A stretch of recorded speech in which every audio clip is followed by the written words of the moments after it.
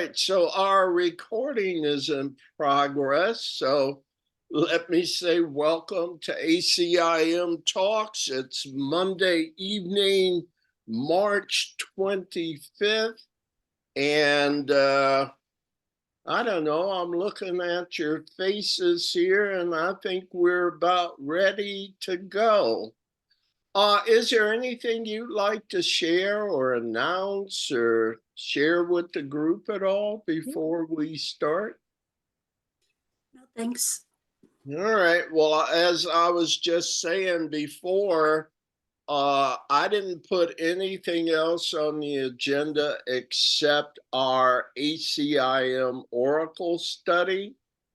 And so that is on page 37 in the text because we're on starting with paragraph 6. But let's get our reading list going here so we can get into this. I have D is reader 1, and then Joan is 2, Ron is 3, Kathleen 4, and pardon me? Oh, okay. I'm sorry, is someone talking? No, it's background noise. Oh, okay. Anybody know where the background noise is coming from? Oh, there's our culprit. Yeah. Anyhow, Kathleen is number 4, and I'll be reader 5. And we're picking up in section 1.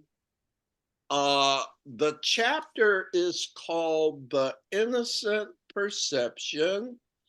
And section 1, which is where we still are, is called Atonement Without Sacrifice. And I thought maybe a quick way to bring us up to date, the first, I guess, 3 paragraphs, I remember the line where Jesus says, "You're misinformed. I was not punished because you were bad." So you've all been mistaken about that. Let me provide some correction and tell you how salvation really works, or how we get to the atonement. And then starting over, well, where we started last week in the time allowed at paragraph 4, is where he starts talking about sacrifice is a notion totally unknown to God. And sacrifice seems to be a primary principle in this world, that you have to work hard, no gain without pain, and that sacrifice is the way you accomplish your goals. So once again, the course is providing a needed correction to ideas of reality that are really upside down. How am I doing? Does that ring a bell with what we talked about? That was helpful, yeah. Okay. Anything else you'd like to add up to paragraph 5? That sacrifice is coming from our egos. In the spiritual world, in the world of A Course in Miracles, there's no such thing as sacrifice. Yes. And just a reminder. As astounding as it may sound to people in our world, where sacrifice is the way to get to the top, and I'll sacrifice everything to get to the top. So right away, it's quite a radical notion to us. And I think he's going to go on to explain this point of view of atonement without sacrifice. So we've indicated D as our first reader, and we're starting on paragraph 6. Okay. Would you? Innocence is incapable of sacrificing anything because the innocent mind has everything and strives only to protect its wholeness. It cannot project. It can only honor other minds because honor is the natural greeting of the truly loved to others who are like them. The Lamb taketh away the sins of the world, quote unquote, in the sense that the state of innocence or grace is one in which the meaning of the atonement is perfectly apparent. The atonement is entirely unambiguous. It is perfectly clear because it exists in light.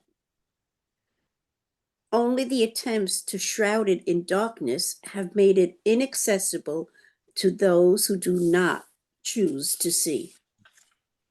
And let's do one more. Actually, maybe we can finish this.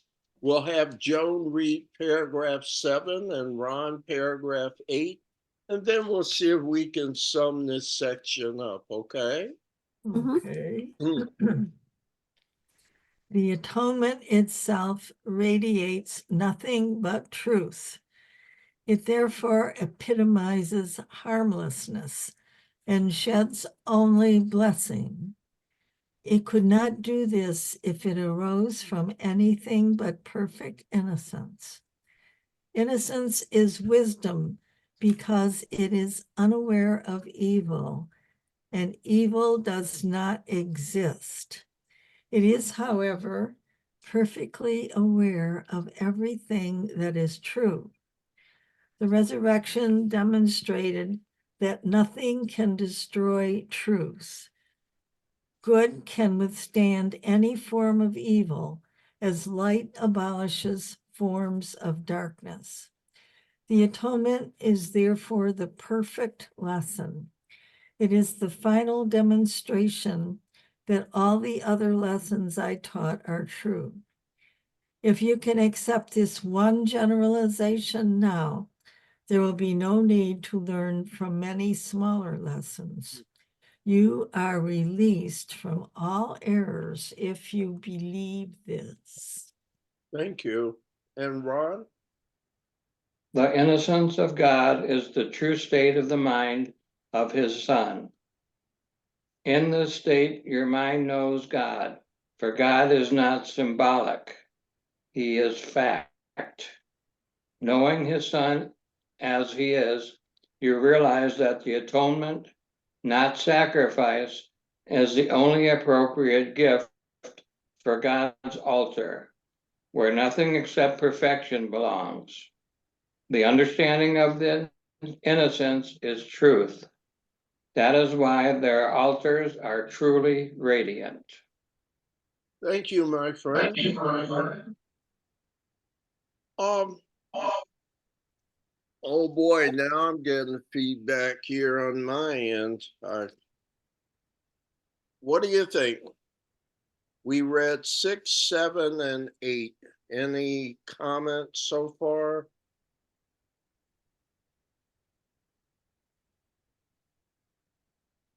Let's talk about atonement, since that's kind of what this section's about, right?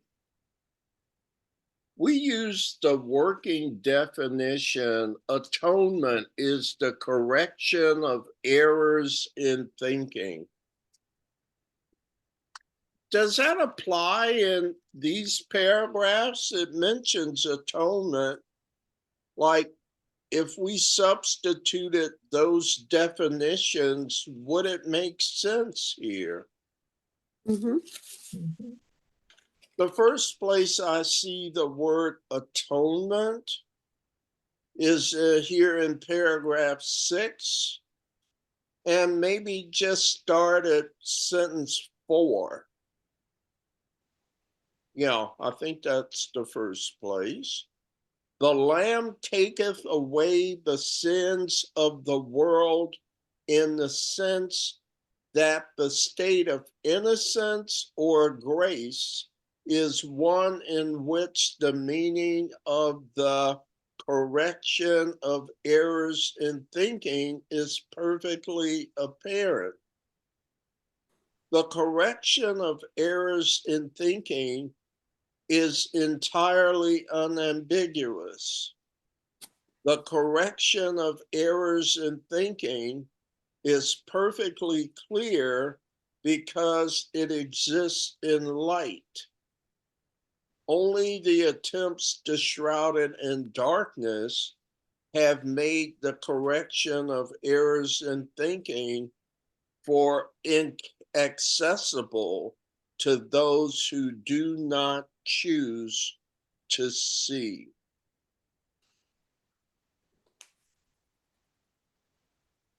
Does that always fit? I mean, the definition, yes. Seems so. Yeah, you can fit it in there, but it brings me to me, the word, and it's worked so far, the word atonement has kind of a progressive connotation and an end state connotation. The process of atonement is the correction of errors in our thinking. The atonement itself is the state where everybody's errors in thinking have been corrected.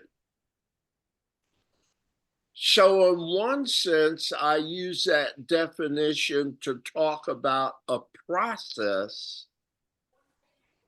And in another sense, I can think of it as more of a noun, of an end state in itself. The state of atonement is where everyone's errors in thinking have been corrected. And often people pick atonement apart and say at one-ment, Yes. which means everyone is in the everyone is in the oneness. Yeah. And Kenneth Wapnick used to kind of take exception to the atonement means at one-ment.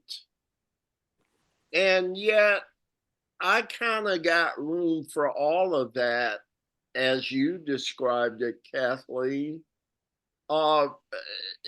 Atonement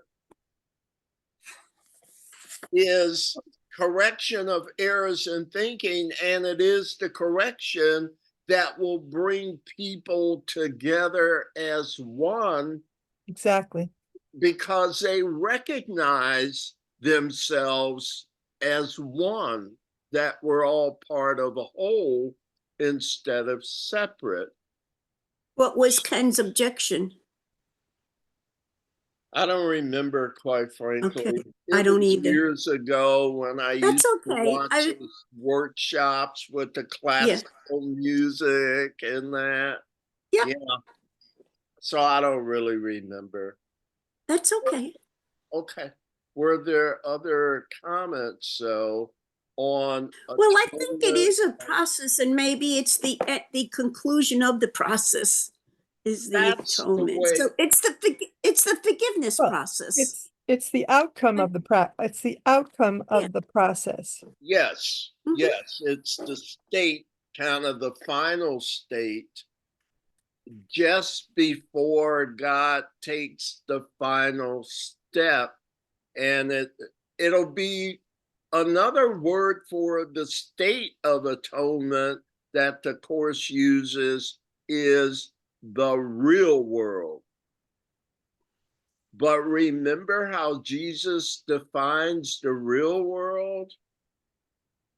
It says, well, you want to look it up real quick here? Okay, we're in the workbook part 2. And could somebody go there? I think it's worth it if you don't mind. And just see if we can find what is the real world. Oh, I'm gonna mess this up. Look, it's a special theme, right? Or did you even know that part? No? Yeah. So, hold on. I'm going to tell you what page in a moment. It's on page 443 in the workbook for students. And it's special theme 8. What is the real world? And could somebody read the first paragraph? I can do that. Thank you, dear. The real world is a symbol, like the rest of what perception offers. Yet it stands for what is opposite to what you made. Your world is seen through eyes of fear and brings the witnesses of terror to your mind. The real world cannot be perceived except through eyes forgiveness blesses. So they see a world where terror is impossible and witnesses to fear cannot be found. You know, and Kathleen, do paragraph 2 there. There's a bit more, I think, of significance. Sure. The real world holds a counterpart of each unhappy thought reflected in your mind. A sure correction for the sights of fear and sounds of battle which your world contains. The real world shows a world seen differently through quiet eyes and with a mind at peace. Nothing but rest is there.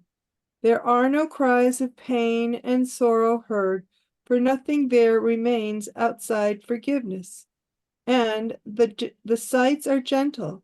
Only happy sights and sounds can reach the mind that has forgiven itself. Thank you. So, do you see that? Well, is the real world real? Trick question. As close as we could get to it in this unreal world. Yeah, it's the real world is not real either. It is a symbol like the rest of what perception offers. Remember, the Course talks about the difference between knowledge and perception. Perception is associated with a dream world.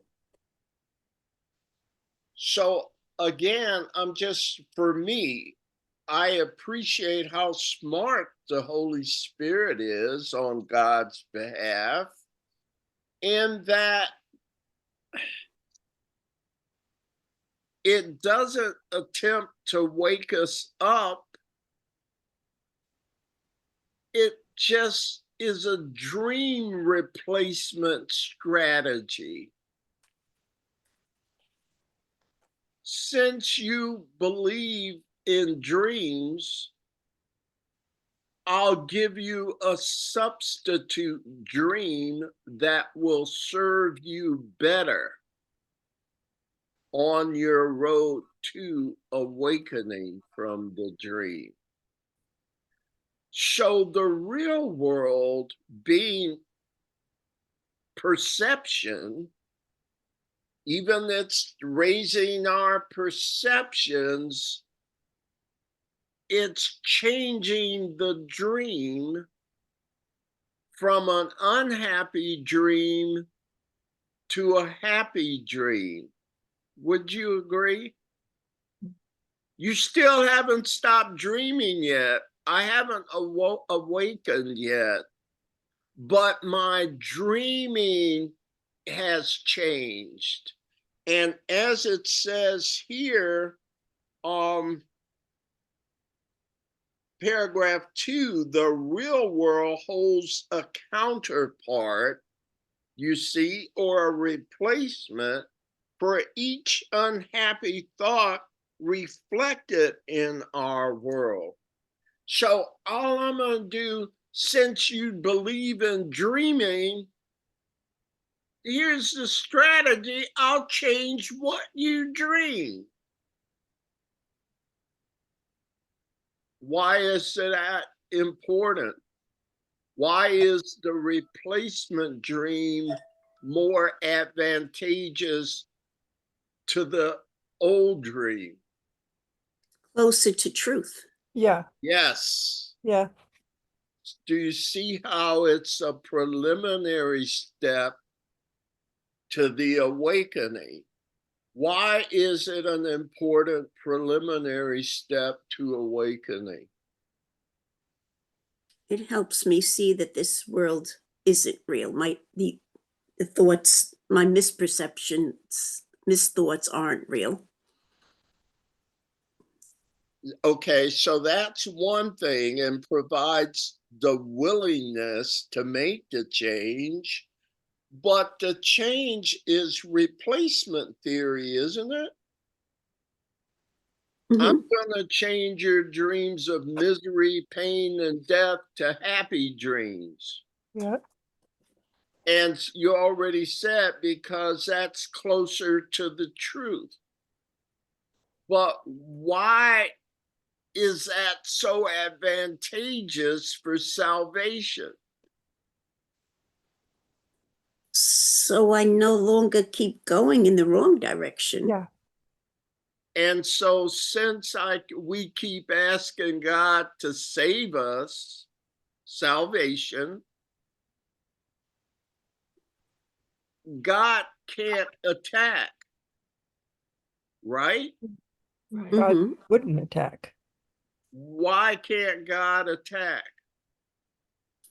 That's Because not- love doesn't attack. Yeah, So do you see the strategy is to make us as close to the truth of love and seeing love everywhere so that the awakening can occur without attack. I That wasn't makes sense. attacked. I already perceived what the truth is. So now I'm in concert with the truth, albeit on the level of perception. But remember, it says in the course, this will bring you to heaven's gate. You remember that term, heaven's gate? How come it didn't say will bring you to heaven? Do you see it's just short of going through the doors, if that's a good way to help you envision it? So I'm going to raise your perceptions and purify it and make it so like the truth that you're almost getting your fervent prayer answered. And so the Holy Spirit helps raise our perceptions, turns our sad dreams into happy dreams, because happy dreams are compatible with the truth. So now answering our prayer does not attack what we already believe, what we already perceive, does it? How am I doing? Yeah, it makes sense. Yeah. So are you able to explain this to all of your students, all the ones that God sends to you? And maybe it's not just an explanation, but a very competent demonstration because you understand this. Yes, Yeah. dear. See? The only missing part to me would I'd also have to explain what the happy dream is versus the unhappy dream. Well, what do you mean? Well, from the ego's point of view, a happy dream would be me getting what I want, my personal self wants, but that's not the happy dream. Yeah, and couldn't you demonstrate that it's not? Yeah, I'm just saying it wouldn't be, to me, I'd have to go that step further, explaining what what does that mean being replaced with the happy dream? Well, it seems to me, I don't know that you'd have to explain it as much as help them meet the conditions to start experiencing it. And to their surprise, they may go like me or like you guys and say, wait, this being loving stuff, I don't get trampled. This being loving stuff makes me happy. It makes me, I don't fear. I feel like I'm being taken care of all the time. And I've tried it a few times and it works surprisingly well. And to the extent that I'm going to try this again. Okay, maybe it sounds counterintuitive, but this stuff does make me happy. It is better to give than to receive. And that when I give, it creates a vacuum for me to receive more. But when I hold on to stuff like I used to do, it didn't seem, there's just an exhilaration with this new approach. And if we can help our students to be willing to just give it a try, won't they be pleasantly surprised like we have been? What do you think, Mhm. Ms. Newman? Yes.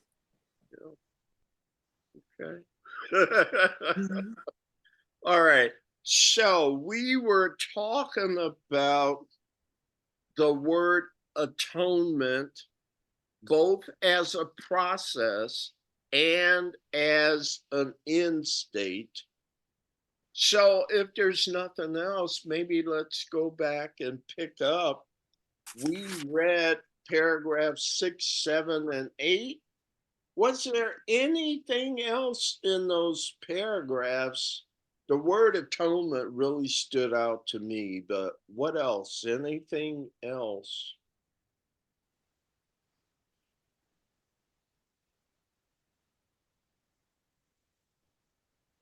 In paragraph 8, the first comment there? Yes. No comment? Well, I in think paragraph, oh, go ahead, Joan. I'm sorry.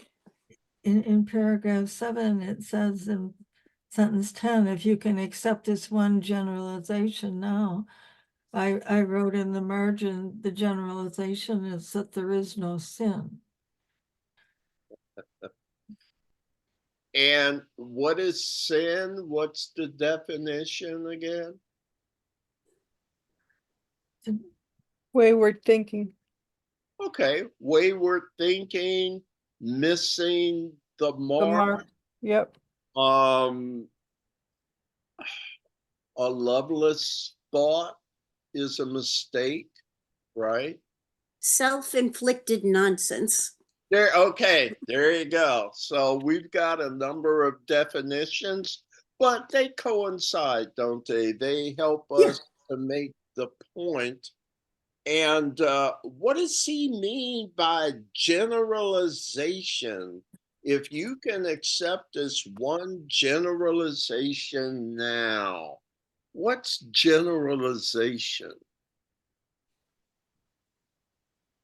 That there is There's no no exceptions. Yeah. It applies to everything. Yeah. I was going to say all encompassing.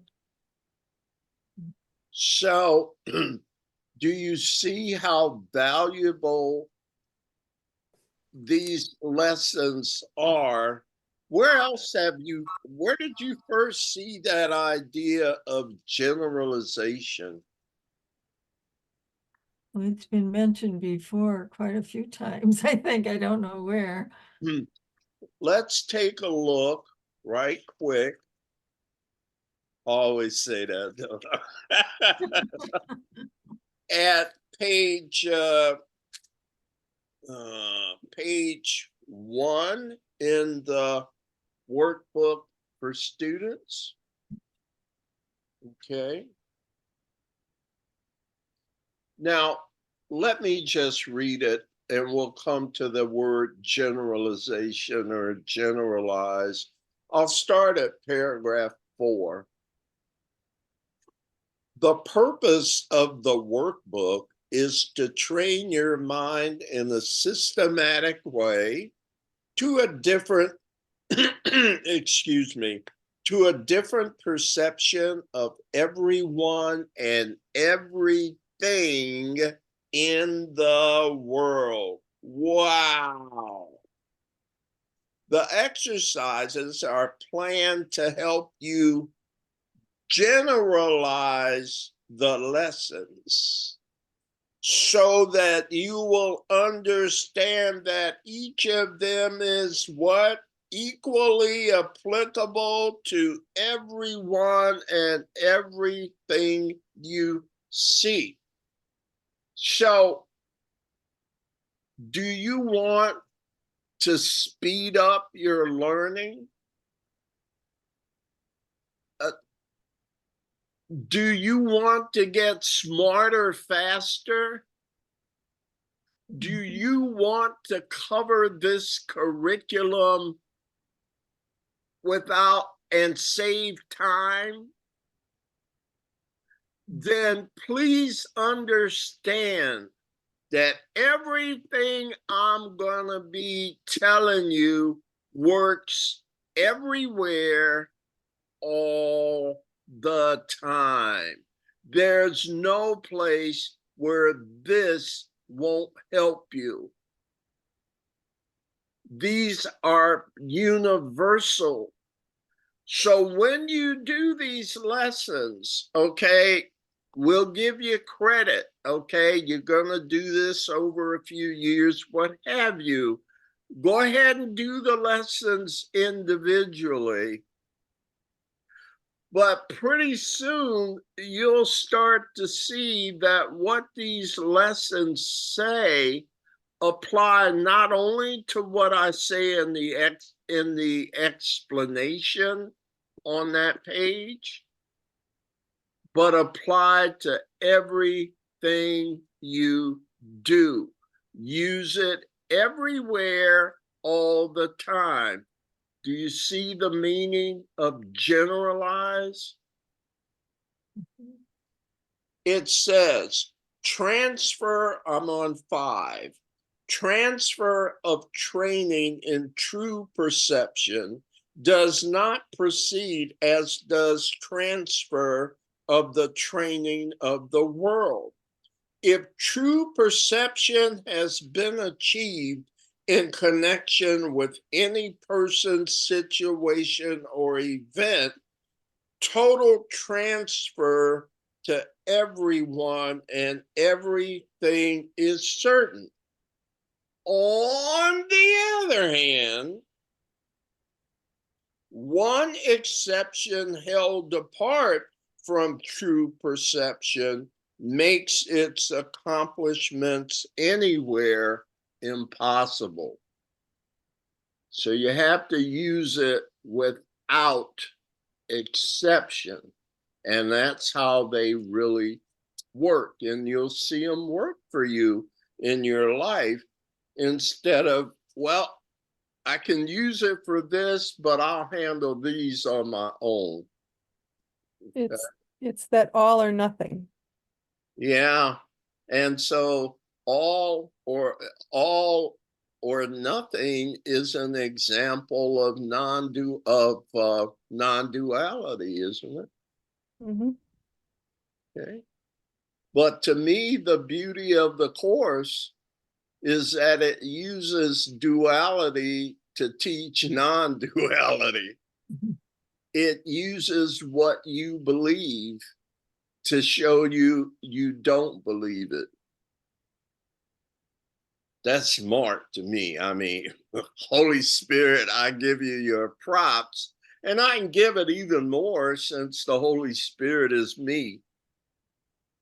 It's my higher self, right? Yep. All right, did I run that in the ground enough? Let's move on, okay? I forgot where well, why don't I start reading? We're on Miracles as True Perception. Yes, Yep. page 38. And I'll be the next reader. I think everyone read for me. Yep. Romans 2, Miracles as True Perception.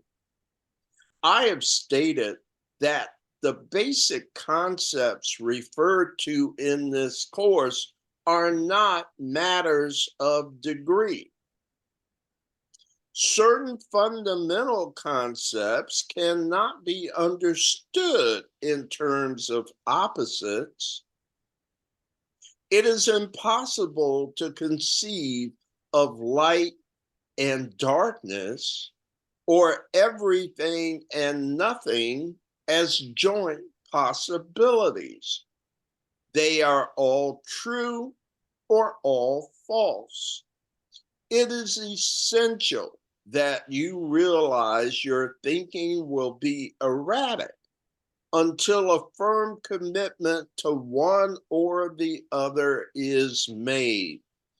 A firm commitment to darkness or nothingness, however, is impossible. No one has ever lived who has not experienced some light and something. No one, therefore, is able to deny truth totally, even if he thinks he can. And before we discuss, let's have D do paragraph 2 here, okay?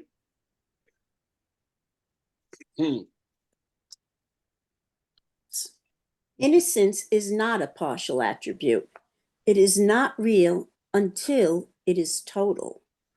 The partly innocent are apt to be quite foolish at times. It is not until their innocence becomes a viewpoint with universal application that it becomes wisdom. Innocent or true perception means that you never misperceive and always see truly. More simply, it means that you never see what does not exist and always see what does. Wow. Comments?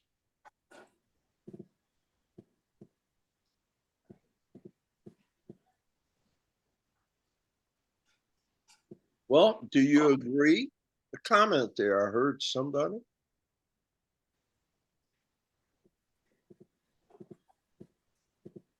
Do you agree with what Jesus is saying in paragraph 1? Let's start with that. Yeah, That- this Yeah. is to me explaining what the happy dream is, that it's it doesn't have flip sides. Yeah. It's always in the light.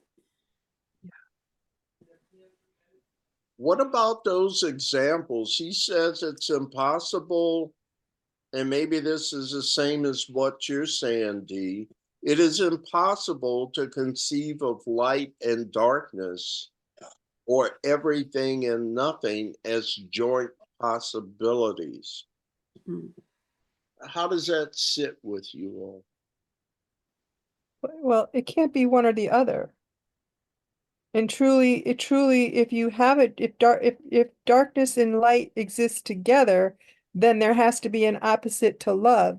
And we know that there is no opposite to love, therefore there can only be light. Well, doesn't it get dark every day where you live? That's a totally different darkness. You can live in that darkness, but that's a totally different place. Could it be a symbolic parallel to what's being stated here? Because what Well, I'm hearing it say is if you live in a place that's light and dark,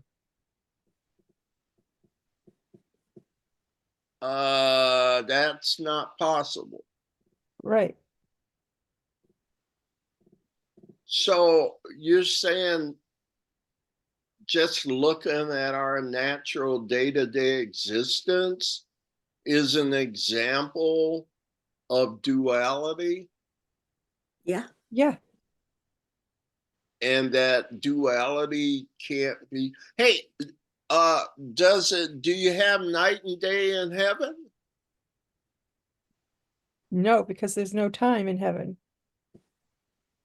Therefore, Yeah, but when you get ready for Betty by, I mean, doesn't it get, I mean, man, can you sleep if it's light all the time? This is all in the world of illusion. yeah. Do we need to sleep if we're in heaven? No. Exactly. Do You- you need to eat, by the way? No. Do you see how radically different is our world compared to the truth according to A Course in Miracles? So we talked about fundamental concepts like light and darkness or everything and nothing as joint possibilities. Only one can be true. Is that what's being said here? Yeah, opposites can't exist. Yeah. Everything here has the opposite. Oh my God. In paragraph 2, innocence is not a partial attribute. And how can you be partly innocent? Isn't that what he goes on to talk about? Yeah. Well,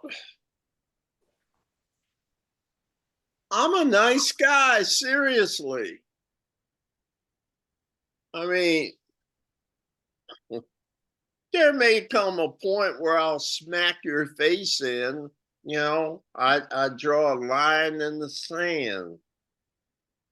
Everybody does that, right? Even nice, innocent. Wait a minute. You're getting lost in the illusion. So are you telling me I can never get angry? Well, you won't have to get angry. There won't be a need to be angry because angry doesn't exist. Well, I got you in the theoretical sense, but how do you unpack that on a daily basis?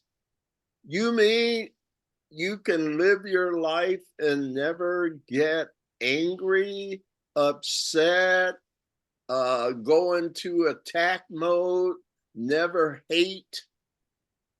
Seriously? I wouldn't know, but it's not justified is what I'm learning. Yeah, that's a big one for me too, Dee. Attack in any form is never justified. Right. I mean, as powerful as we hear God himself is, even God doesn't attack. In this paragraph, it talks about generalization, doesn't it? Wait a minute. I'm in paragraph 2. The partly innocent are apt to be quite foolish. It is not until their innocence becomes a viewpoint with universal application. What's another word for universal application that we just talked about? Generalization. Generalization, right? Yep. Okay, so it can be applied everywhere that it becomes what? With a W. Wisdom. Okay. So you want to be wise, you want to be smart, take these lessons, but the only way to seriously embrace them is to use them everywhere, all the time, without fail, without exception. And you're going, that's impossible. Well, we're not going that because we've seen it work. But I'll tell you something. Maybe I'm fooling myself, but I can't remember the last time I got angry. I can remember when it'll start to build up, but as soon as I start feeling it, I eliminate it as possibilities. And I make myself stop feeling that way. But then that is remembering being there, because it's not just the following through of it, it's the thought. If I'm not at peace of mind, I mean, that's where I'm at with it. I catch it earlier Yeah. and go Yes. through the forgiveness process of the Yeah. correction of saying that it's not justified. But yeah, And Yeah. we're in the same boat. Is that what you're saying? yeah. So does it mean I don't have an angry or anxious thought? No, it's just that it gets squelched real fast now. Yeah, you get that little uh-oh. Yeah. And nope, I'm not going to go there again. No. And I try and just do something else, head in a different direction. Is anybody getting to try that besides me and Dee and Yeah. Kathleen and, you know? And sometimes it has, for me, sometimes it has to be a really overt action for me to step out of. If I'm in fear, it's very overt for me to step out, and I have to ask my higher self to help me, because I get myself stuck, and then I stop and say, oh, wait a minute, I don't want to be here, higher self, help me. And then I have to be quiet and Yeah. let my higher power talk to me. Yeah. I just say, oh boy, I know I felt this before. I know what this pattern looks like, and I'm not going there. Now, what else can I do? And one of the things that it was really hard at first, okay, I say to myself, what would I be doing if everything was fine? Nothing. And I make myself start doing that. And it kind of works. You know, like the old days, or even with the course, it's like when I'm upset, the last thing I want to do is read A Course in Miracles or read the Bible or anything along those lines. Not right now, not right now. I just, ugh. And I I sit my butt down and open a page. I didn't used to know how to do that, Mm. but it works. So I'm saying fundamentally, I haven't been down that anger path in a while because attack in any form is never justified. And as crazy as that sounds, I'm finding out that's true because I'm still alive and I don't hurt and I don't suffer as much as when I used to do those familiar patterns of anger. Anything else from you? Can we do another paragraph or so and we'll start wrapping up for tonight? Mhm. All right. So I believe we're on paragraph 3 and Joni's our next reader. Okay. When you lack confidence in what someone will do, you are attesting to your belief that he is not in his right mind.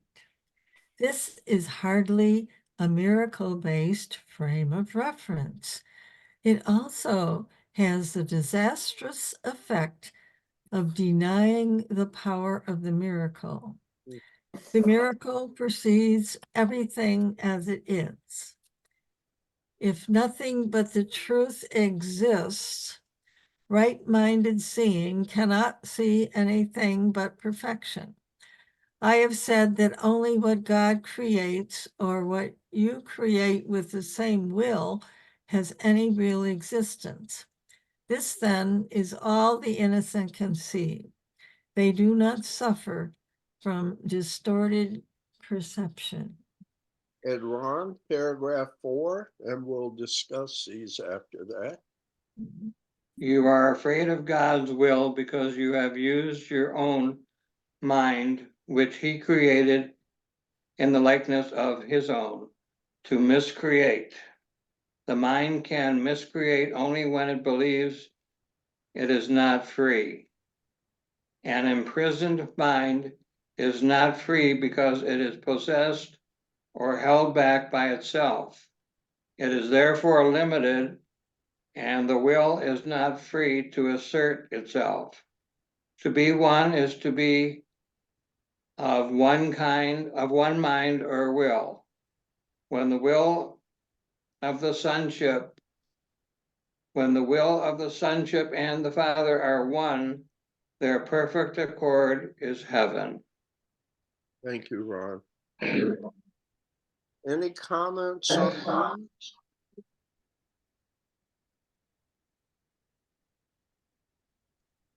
Isn't that a hard one, though? It says, when you lack confidence in what someone will do, you are attesting to your belief that he is not in his right mind.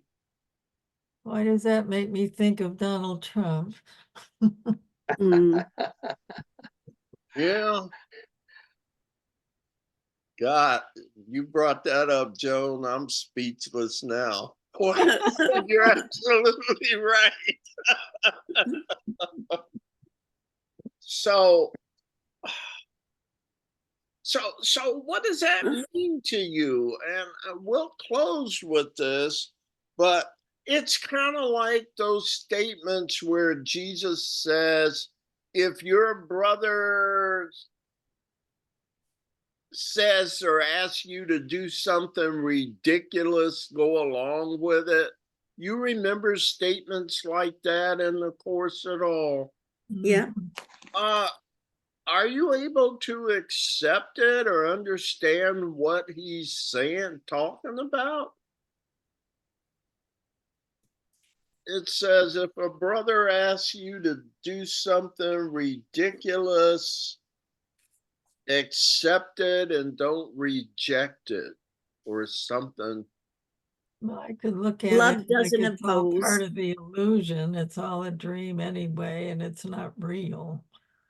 So how is that part of atonement if you accept those things where you used to say, oh, that's stupid, or you don't know what you're talking about, and now you don't say that? I can just let it go. Does it not ask you to go a step further and say, no, I'm not just asking you to let it go, I'm asking you to go along with your brother? That's a little more effort. Okay, I'm not saying ignore them, I'm saying go along with it. It goes along with love doesn't oppose.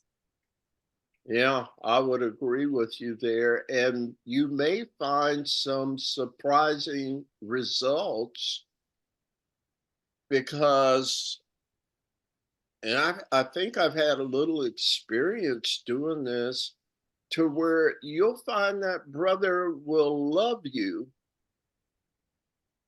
because you didn't reject him. Mhm. And so many people have rejected them. And here's one person that didn't look down on them and just write them off and all of that. It also goes along with respond to everything with love, right? Whether it's love or a call for love. Yeah. We're to respond with love. And it says in remember if your brother about turning the other cheek, or if your brother takes your coat, give him your cloak also.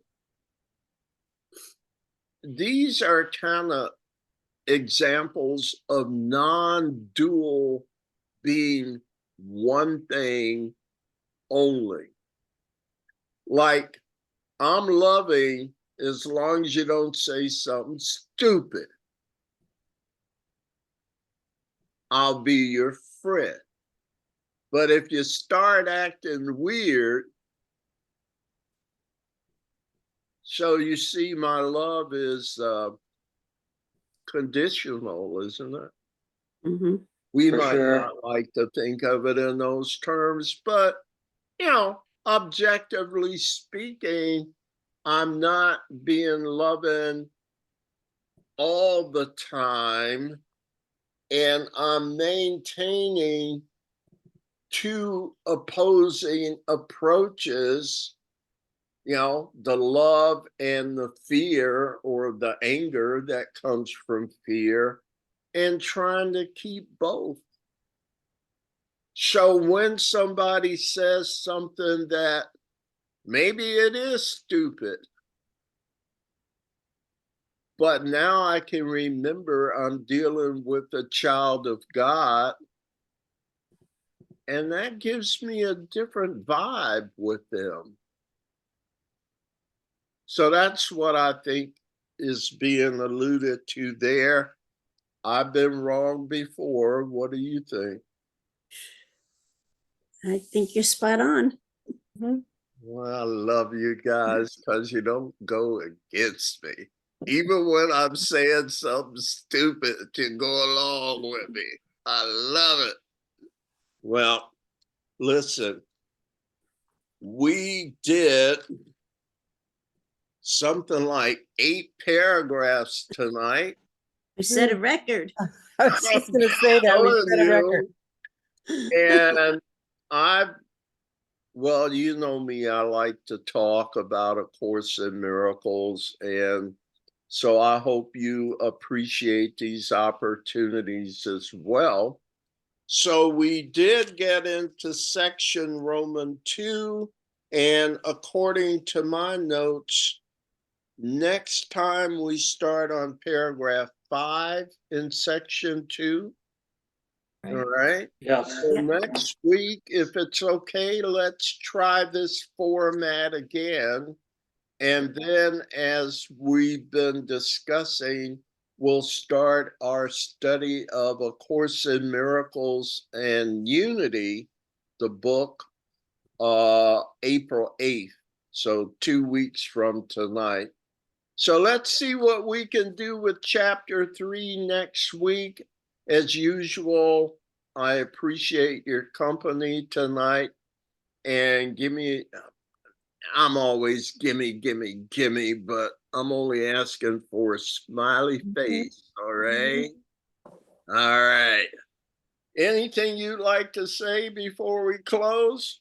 Thank This you. was great. Thank you. Yeah. All right. So we're Yes. good. I love you Thank you. guys, and I'll see you next time. Okay. Thank you. Thank Namaste. you. Have Love a you good Namaste. too. evening. Be Good night. blessed.